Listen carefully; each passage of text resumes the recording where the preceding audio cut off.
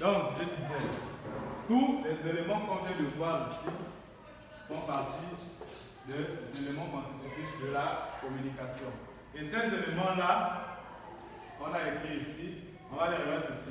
Mais vu que nous avons déjà la définition, on va juste mettre ici le référent.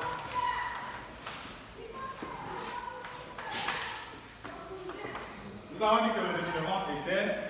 Le référent, qu'est-ce que c'est? Le référent. Oui? Le référent est le sujet de la communication. Le sujet de la communication. D'accord?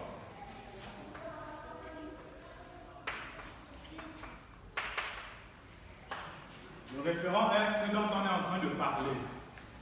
Je disais tout à l'heure, lorsque vous faites le conversation sur une personne, votre sujet est la personne dont vous êtes en train de parler.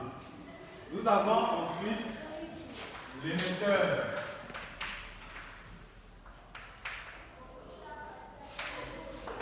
Nous avons dit que l'émetteur était la personne qui est en train de parler. L'émetteur est la personne qui parle.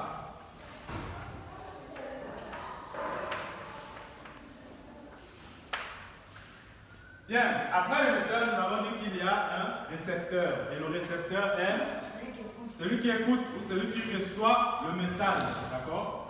Donc nous avons un récepteur. Le récepteur est celui qui reçoit le message.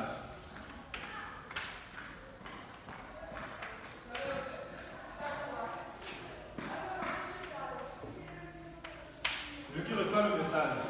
Ensuite, nous avons le message lui-même. C'est quoi le message? Nous avons dit le message. Le message. Nous avons ici le message.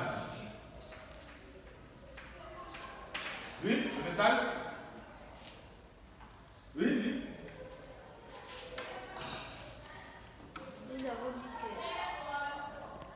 le message, c'est quand tu passes une information à une personne. Oui, le message est l'information qu'on transmet. D'accord? Le message est l'information qu'on transmet.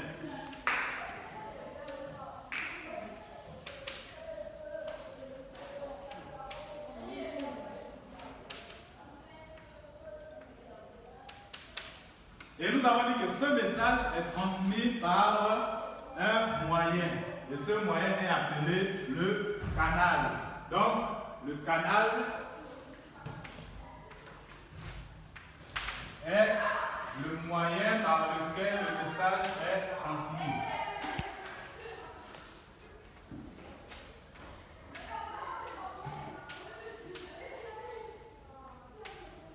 Et nous avons cité ces différents moyens-là. Les différents moyens que nous avons cités, nous avons dit que nous pouvons avoir la conversation.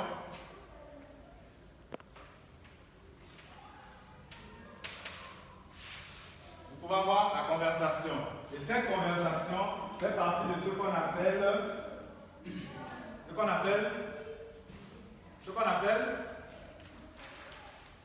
la conversation. C'est quoi? C'est au tableau. La conversation fait partie de ce qu'on appelle le canal direct. Ici, c'est le canal direct. Et pourquoi direct, nous avons dit? Pourquoi direct? Pourquoi direct? Pourquoi direct? Oui? Direct, parce que nous voyons la personne avec qui nous sommes en train de parler. Tout à l'heure, Divine et Angel se sont présentés et ils se regardaient. C'est ce qu'on appelle le canal direct, parce qu'ils se voient. Donc, direct ici, parce que tout ce qui parle se voit. Nous avons dit, nous pouvons avoir d'autres canaux comme le téléphone, la télévision, la lettre,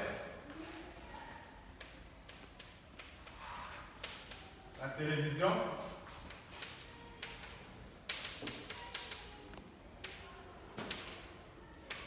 la radio,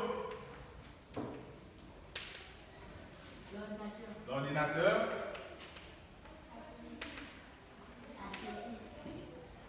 Ces éléments font partie de ce qu'on appelle le canal indirect. Pourquoi indirect? Indirect parce qu'on ne voit pas la personne. On voit la personne de loin, comme à la télé on voit la personne, mais la personne ne s'adresse pas directement à nous.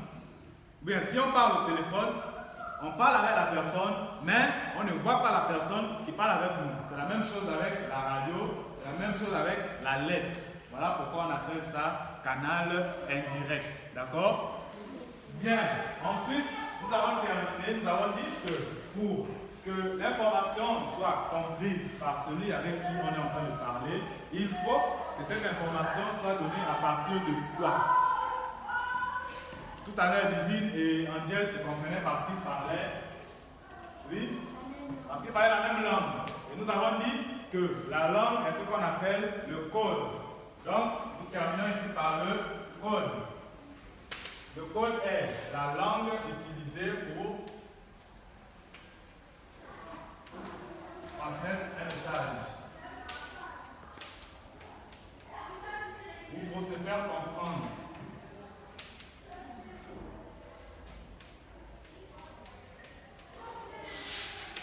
Nous tous ici parlons français. Voilà pourquoi nous nous comprenons. D'accord? Bien. Nous avons un schéma qu'on appelle le schéma de la communication. C'est un schéma qui résume tout ce que nous avons écrit ici. Donc, nous allons voir ce schéma que vous allez dessiner.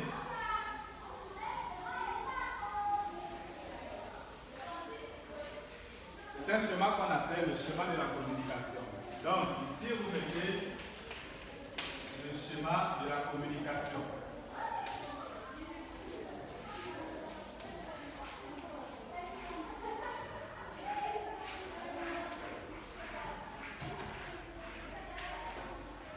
Le schéma de la communication, qu'est-ce que c'est? Ce schéma, nous avons dit que lorsque nous parlons, nous avons un sujet, n'est-ce pas? Le sujet est ce qu'on appelle le référent. Donc, nous avons notre sujet ici. C'est le référent. Nous avons dit dans une conversation, il y a quelqu'un qui parle. Ce quelqu'un, nous l'avons appelé, celui qui parle, on l'appelle, oui, on l'appelle l'émetteur. Donc, celui qui parle ici, l'émetteur.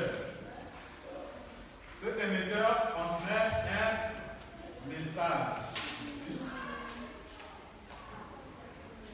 D'accord? Il transmet le message à un récepteur.